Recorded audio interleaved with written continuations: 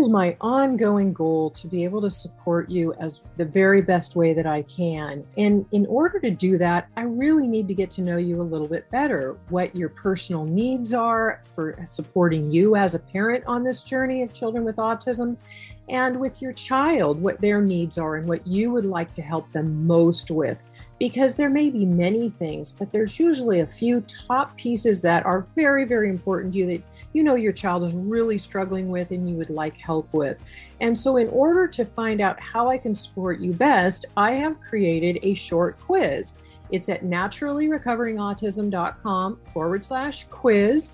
And if you take that short quiz, you'll be able to give me some information and I'll get back to you with some results and how I can direct you to the resources that I feel would help you best right now for where you are on this journey and for what you need for your particular specific child's needs. So I hope it's helpful. Again, go to naturallyrecoveringautism.com/quiz. It's so common, especially when we're working with our children with autism and in being a caretaker as a parent or a caregiver for them, we tend to focus so much on the physical. And so today, I really want to help you to understand a little further about the mind-body connection and how much of our subconscious mind is controlling our conscious behavior, can physically create symptoms and even actual X-ray data that says you have a herniated disc or different things, physical ailments that are going on, but how much this is actually connected to the subconscious mind. Now, we know that the subconscious mind is developed by the age of 7 years old. Before that, we are basically running on, brain waves that are more subconscious. We don't understand the difference between, our mother or father's behavior toward us being angry at us or being angry at the broken refrigerator. Or we take things in and we tend to have shame, guilt, and really ultimately it comes back to repressed feelings of rage. And we most of the time are not even aware of this. Anything that we're consciously aware of being angry at, those aren't the real core issues that are deeper in the subconscious that are actually creating physical characteristics in our body in different ways, whether it's shoulder pain, neck pain, it can lead cancer, various things. Dr. John Sarno has a wonderful book called The Mind-Body Connection, and I will link to it as well. I have done interviews with Dr. Bruce Lipton on epigenetics, who talks about this in depth as well, his work. And so this is way beyond theory. This is so important to know because we need to take care of ourselves as parents of children with autism. We want to literally last, not only just last, but be as healthy and vibrant as long as we can, to be here for ourselves and to know that it's okay to focus on ourselves because we are so focused on our children. And we can even feel guilty when we focus on something for ourselves.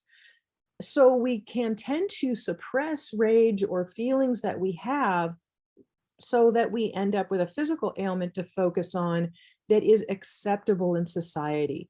Because if we are just focusing on ourselves in any other way, we can tend to feel guilty about it, especially if we tend to be more of that caregiver personality. So I want you to listen to the things that I'm going to share with you here about not only for yourself and looking at where those feelings might have come from and going back and understanding that if you look at something physical going on for you, I want you to sit quietly and think, what else could be going on here? Is there something else? What has happened in my childhood or throughout my life that I may have wanted to repress rage around? Because repressed rage is ultimately the bottom line of causing a lot of the issues. Now, when I work with parents of children with autism, even in my membership program, I have a whole piece, and I will link to things on here in the show notes today for working with the subconscious, whether it's the tapping technique that clears out subconscious patterns, or if you're going to be working with other things that you can do around around emotion code work, ways of clearing this again from your subconscious. There is a lot of work out there that understands what I'm going to be speaking about today and this mind body connection. So you need to understand, first of all, that the mind fears that the unconscious rage will break out into consciousness. So it will create a physical distraction to keep your attention on your body instead of that rage. Now, we have an image of ourselves in life, and our brain, literally our brain, does not want to break that. If we are known to be, whether we're known to be the good child, or we're known to be such a calm person or such a kind person, that if we were to show anger or other feelings that might be uncomfortable, that might change that image. And our brain says, no, that's not okay. I want you to know, as I'm talking about this, there is literally a brain chemical reaction that happens with these repressed feelings that causes our joints, bones, certain parts of the body to be depleted of oxygen, which then can create a lot of the physical symptoms. Pain is basically socially acceptable. We've learned, various things over time. Especially my 30 years in craniosacral work, I knew 30 years ago, I saw how much of what was being caused so clearly to me. I saw what was being caused in causing somebody's physical ailment was created by an emotion that was not being dealt with, or underlying emotions. So we want to acknowledge the physiological basis for the pain to get to the subconscious. So the unconscious is literally terrified by the rage. We have to acknowledge this and accept the emotions. And I want you to think of that repressed rage and what possible reasons for it.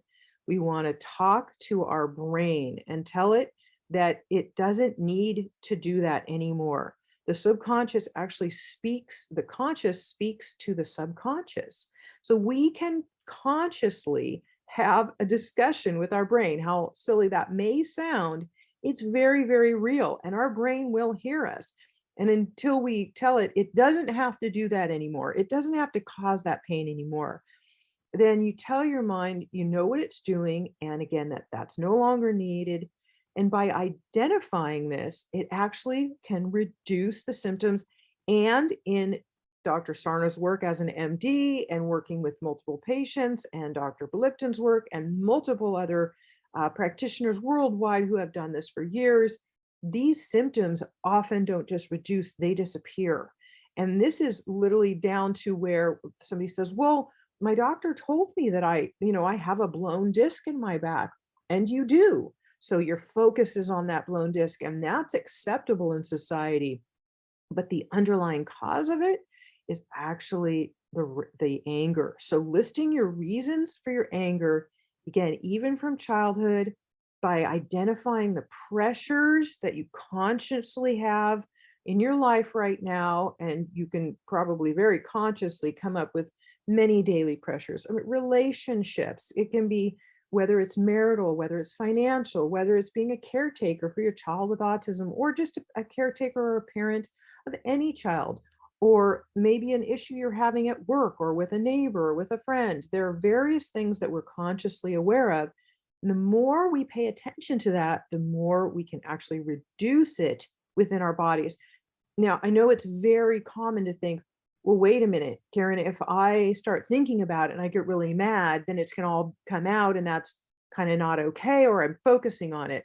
Because I am one of those people who does say we want to focus on the positives. However, if we repress and we act like nothing is there otherwise, that, oh, we don't have any anger, I'm fine. No, I'm doing okay.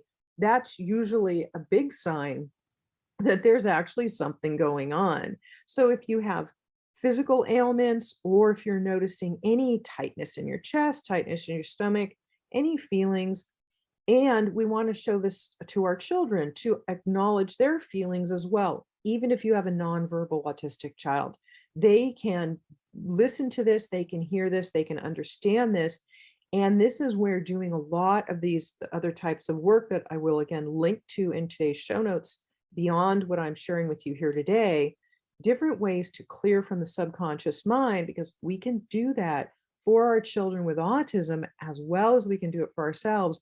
And this will help to increase the recovery process, to help to strengthen it and build on it and get rid of any underlying issues that might be preventing our children and ourselves from getting healthier.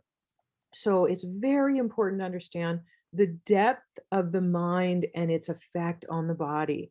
We can even be born into this life, literally in our DNA, born with subconscious or our genetic issues that were passed on to us from parents, grandparents, great great grandparents, great beyond. It could be many generations back.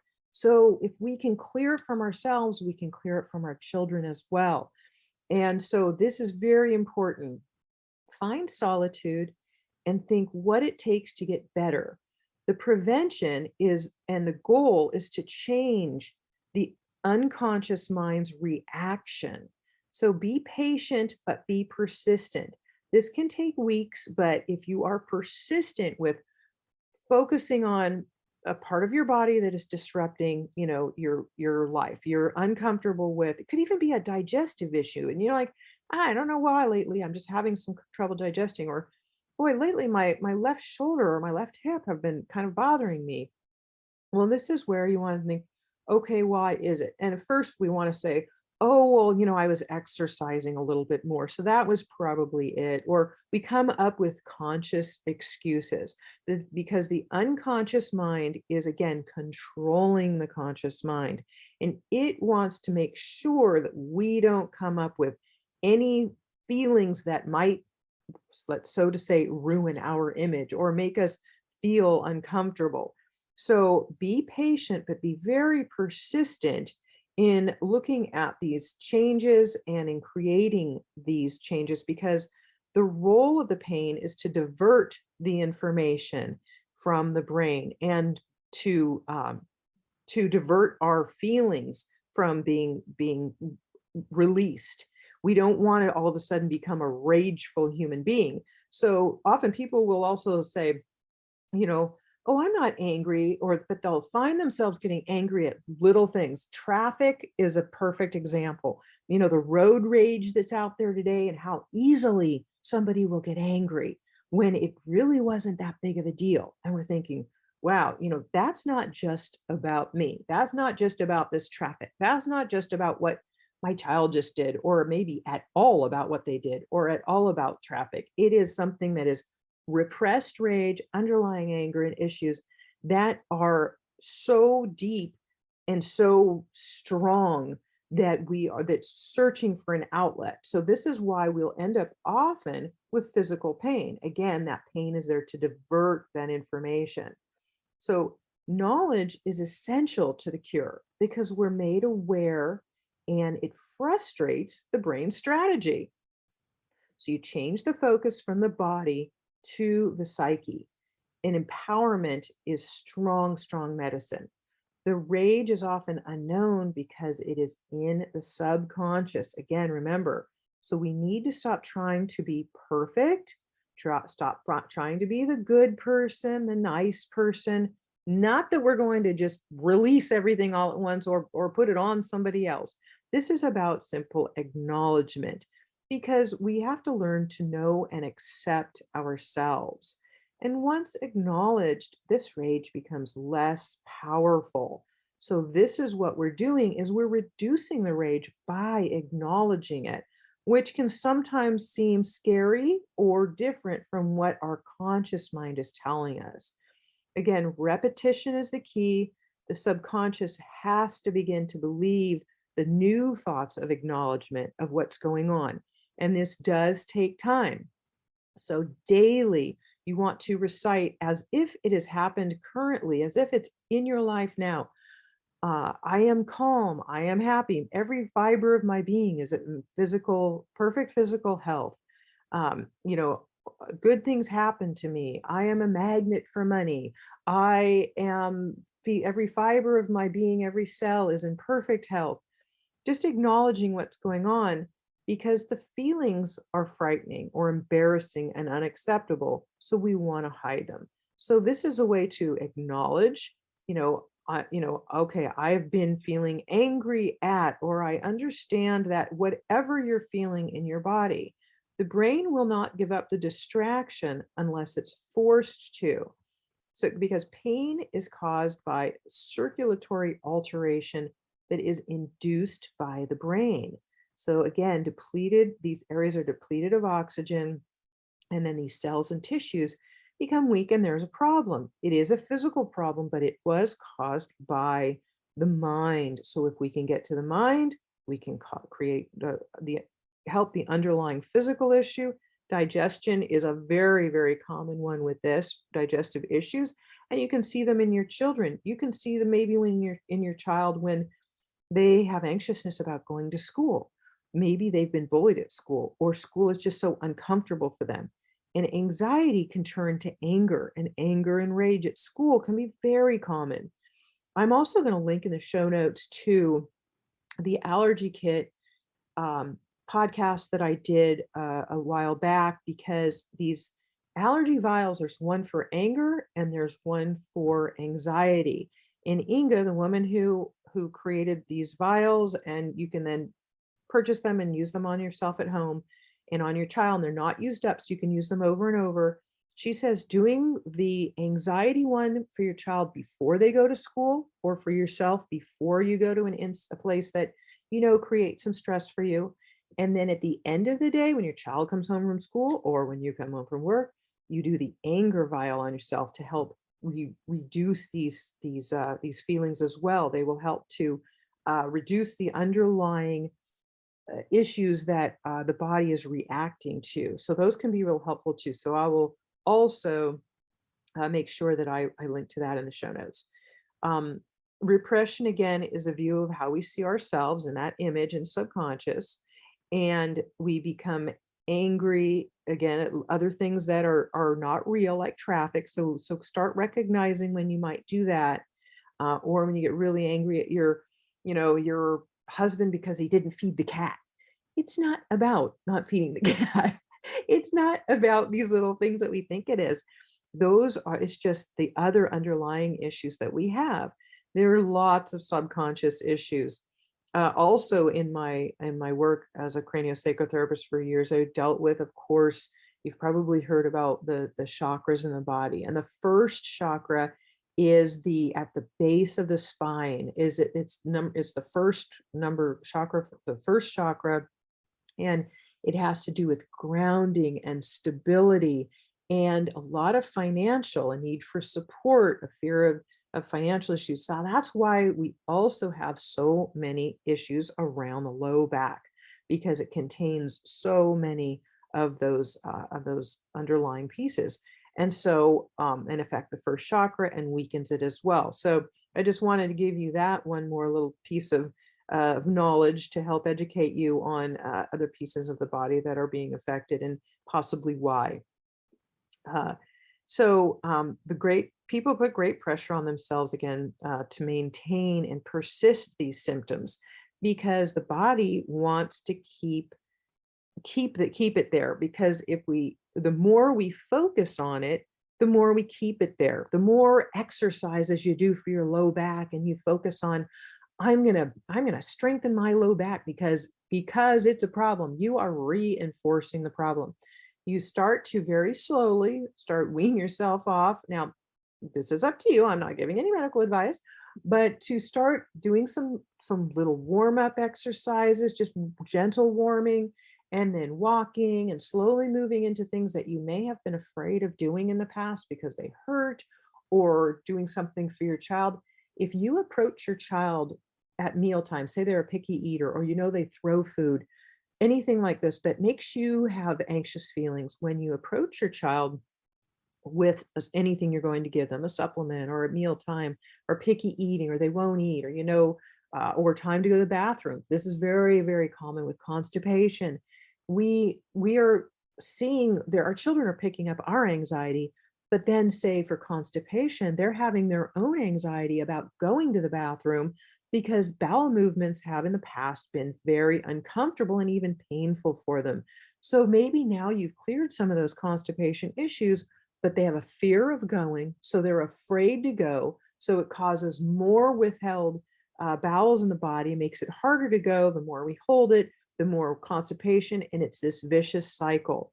So setting them up ahead of time for positivity, for success is feeding, totally getting a good meal in them, or a little bit of fiber, some healthy food, nothing that is binding. We shouldn't be eating any gluten or casein, dairy or wheat anyway, right? Or keeping away the processed carbohydrates, all those things that make it harder to go. Giving them some healthy food at night, some good fats, olive oil.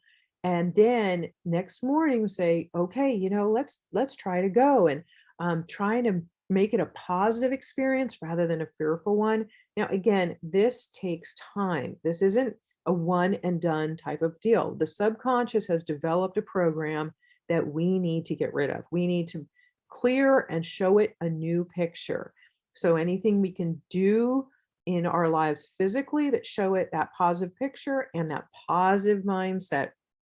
Um, there's a lot of repressed anger. And again, it's often not what we think it is. The anger that we're even aware of, or that we can pinpoint of being mad at something in our lives today, or why it's not going right, that is the surface level of the actual underlying piece. So look at the depth of what is at the surface. Like, boy, I could, I'm stressed because I'll talk about money is a big one for people, financial issues. If you have a fear of not having enough money, you're creating a lack mindset. You're actually, the law of attraction, we get what we ask for, what we talk about, and you're actually preventing money from coming from you. And what I wanted to get to is that this isn't caused by something that just happened today or this month or this year, finances have been bad. It is caused by, you want to look through the layers. Okay, let's peeling that onion, go down further and further to what is it underneath that triggered that from the beginning. Were my parents, did they have a money scarcity or any type of a scarcity mindset? Did they have a fear of, I have a friend whose mother had a fear, and I never asked her, but it was probably from her parents, a fear of traffic or driving in cars. Every time she got in a car, she was just fearful that they were going to get in an accident. So my friend grew up with a fear of being in cars. She drives, but she hates being in a car. She's scared on the road. And it's because her mother's fear became her fear. If mom's afraid, there must be something to be afraid of, right? That's what our psyche says. So then we become fearful. In a way, our psyche is trying to protect us. Our subconscious mind isn't trying to harm us. It is actually trying to help us and protect us. So we have to get to that underlying piece and go through those onion layers, just looking at it daily. You can even write down, different types of things that it might be. Take 20-30 minutes a day if you can. Write down the good things and write down the fears, and then go through underlying pieces, what we're noticing in our body, what changes we're noticing in our body. If your child's able to do this, then they can do it for themselves, or you can do it through some things. Tapping and emotion code work are very, very helpful for this as well. But this is also referred to as TMS pain, which is that subconscious pain that I've been referring to here. So what we want to say is that that kind of pain stays for weeks or months and has really been there for a long time, especially if it's not acknowledged in this way that we're talking about, through the conscious mind, talking to the brain, saying, look, brain, I am not going to listen to this anymore. I don't have to hurt. We don't have to do this anymore. I know what you're doing, and you can stop it now. Literally have that conversation with your brain. You're going to feel silly the first time you do it. That's okay. Do it when you're alone. Do it when you're standing in front of the mirror and say it. Do it when you're driving in the car. Nobody can hear you. But you need to recognize when this is happening so that you can stop it and switch it. And again, it's not a one and done. This takes some time. So after a few weeks, though, you might notice that pain, that subconscious pain, can actually dissipate, and actually, for many, disappear. Any continued focus again on that pain part will sabotage the results. Any continued focus that it's there, or I'm going to do these exercises to help it because I've got a bad back. You don't want to be saying that or focusing on it like that. Like, hey, okay, brain, I know what you're doing. I know this is part of your fear, or of my fear, or whatever underlying issue is going on, because you might not be conscious of knowing what it is, and that's okay. That's why I think emotion code work is really good. And you can actually, I'll link to how you can find a practitioner. They work worldwide and virtually. So you can find one, do this for yourself and for your child. You can do it on behalf of your child. Your child doesn't have to like be there to do anything physically. So if you have a nonverbal child or somebody who's not able to do this, then don't worry about that part either. I'll link to the interview that I did with Dr. Bradley Nelson on emotion code work, another podcast too, so you can listen to that and understand it further, because I know it's a new concept, but it's really important to get rid of these subconscious beliefs. So that is what we're really focusing on, is how to, focus on what we do want, the good, and the positive. And, if money is a fear, you say, I'm a magnet for money. Money comes to me easily and frequently, whether I'm working, playing, or sleeping. Now, at first you're going to say, yeah, right. This is not, you're not going to believe it if that's an issue for you. Or, but then if you keep with repetition and repetition, repetition, after a while, your subconscious doesn't know the difference between it believes what you say is happening now is current. So if you say, I have, not I want, but I have this now in my life, that is what you will focus on the most, and what you will draw into your life as well. And I've done other podcasts on this that I will link to also in the show notes. But again, if you do a brand new exercise, say you just started some arm exercises, some weightlifting, and you've got some muscle soreness there. Now that kind of muscle soreness will go away, usually within a few days, right? But it's those underlying deeper things that stay for beyond days, that goes into weeks, it can go into months, it can go into years. Those are the kinds of things we're talking about. And this is also for any type of issue. It can be, like I said, digestion. It can be something simple where you think it's simple, like, I don't know, I just have this digestive issue. No, there's something underlying there. So that's where it's important to just always do a little bit of more of a deep dive. Talk to your brain, talk to your body, tell it you don't have to do this anymore. I don't have to be afraid anymore. I'm strong. I'm safe. I'm safe is a good word. Safe is always a good word. And my child is getting healthier by the day. My child is happy. These things too. You want to be able to know that you can help to dissipate things for yourself, teach this to your child, and clear some of these things that are underlying emotionally that keep us and our children from having more positive results in their life, getting better, feeling happier and healthier. And understand again the power of the subconscious mind. Don't ever estimate it. Again, I'll link to my interview with Dr. Bruce Lipton on this.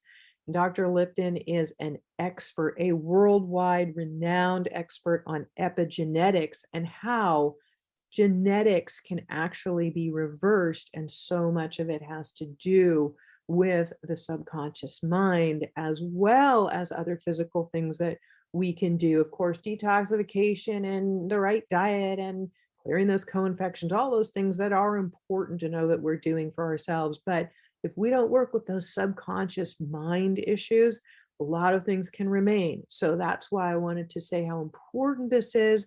I will link to those show notes again with Dr. Lipton, and he's the one who really, really takes home how important it is that we take in so much of what we believe as truth for our lives, whether it has to do with relationships or money or health or anything, our belief in ourselves, how smart we are, or don't believe we are. All of that can come before the age of 7, being ingrained in the subconscious mind.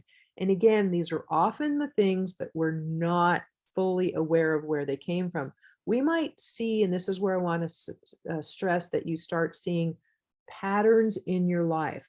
Look around at your environment, the way the relationship with your spouse. Is it similar to the one that your mom and dad had?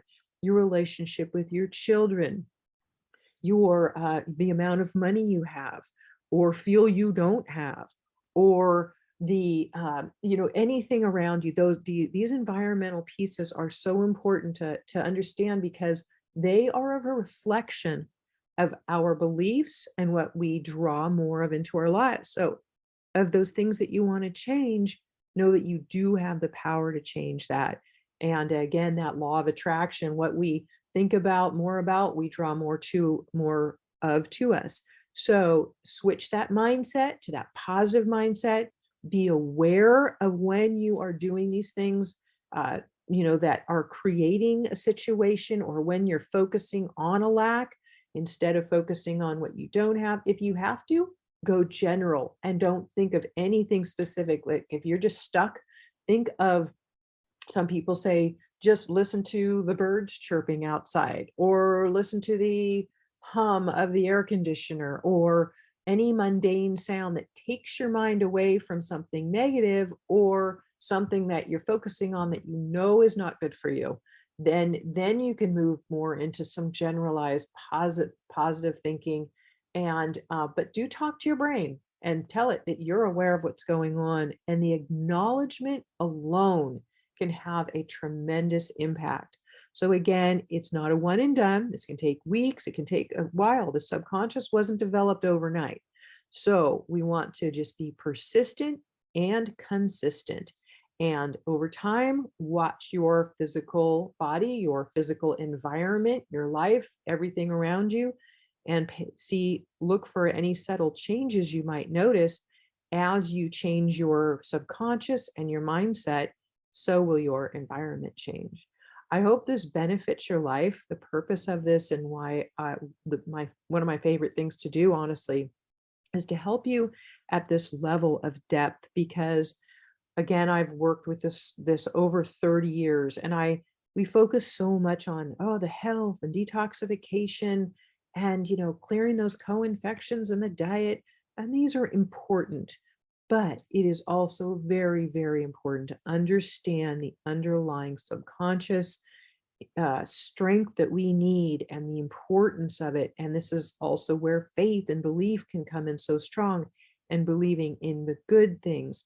So just be persistent and consistent, again, in focusing on the right things, noticing when you're maybe steering in the wrong direction, and veer yourself back onto that road, and make sure that you stay on the right road, and just acknowledging what's going on and switching it, because again, that knowledge becomes total empowerment for you. I hope this is helpful. Take care of yourselves, and I will see you next time.